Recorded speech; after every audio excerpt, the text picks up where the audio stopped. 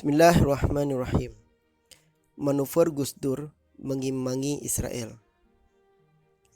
Sebagai seorang presiden yang memahami sejarah antarbangsa dan peta politik internasional, Gus Dur memiliki insting serta strategi diplomatik yang jitu.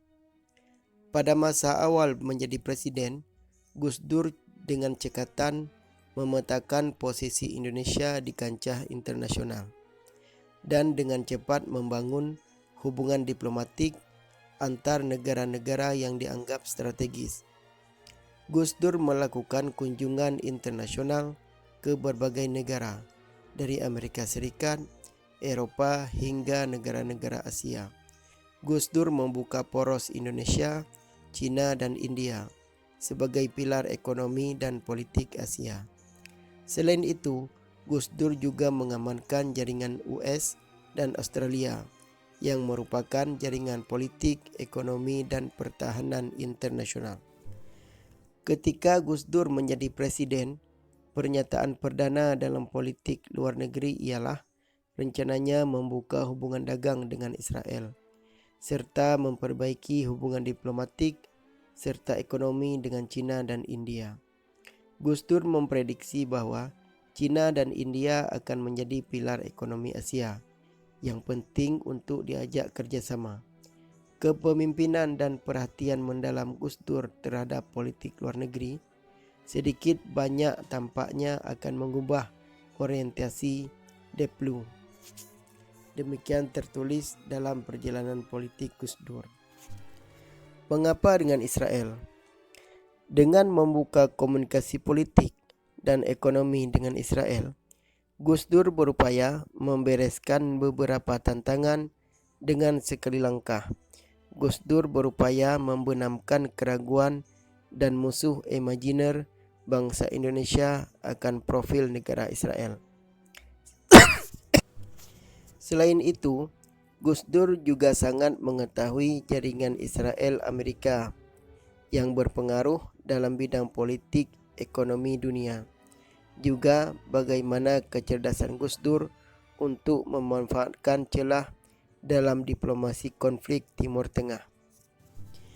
Dalam catatan Greg Barton, Gus Dur yakin bahwa kaum muslim Indonesia akan berhenti melawan musuh imajiner kalau Indonesia sudah meratifikasi serta meresmikan hubungan dengan negara Israel. Gus Dur percaya untuk menjadikan Indonesia dapat memperoleh kematangan sebagai suatu bangsa, ia harus berani menghadapi musuh-musuh imajiner itu dan mengganti kecurigaan dengan persahabatan dan dialog. Tulis Barton dalam biografi Gus Dur. Gus Dur memahami jurus tiki-taka dalam jaringan antar negara dan hubungan internasional. Dalam diplomasi internasional, dikenal istilah tit for tat, balas membalas, atau stick and carrot, menghukum atau memberi hadiah. Tindakan-tindakan ini sudah lazim dilakukan oleh negara-negara besar, bahkan juga oleh pimpinan PBB. Biasanya untuk menghukum negara-negara yang melanggar aturan main. Misalnya, ketika Indonesia terkena embargo militer dalam kasus Timor Timur, Presiden Gus Dur dan jajaran pemerintahan berusaha untuk memperbaiki hubungan antar negara. Menhan Juwono Sudarsono yang merupakan representasi sipil menyampaikan bahwa Menhan AS William Cohen sudah menunjukkan sikap melunak dibandingkan dengan masa pemerintahan B.J. Habibie. Cohen menilai hubungan kedua negara sudah cair dan embargo militer akan dicabut, mengingat lobi politik Presiden Gus Dur dan posisi Menhan yang dijabat oleh kalangan sipil, bukan jenderal militer.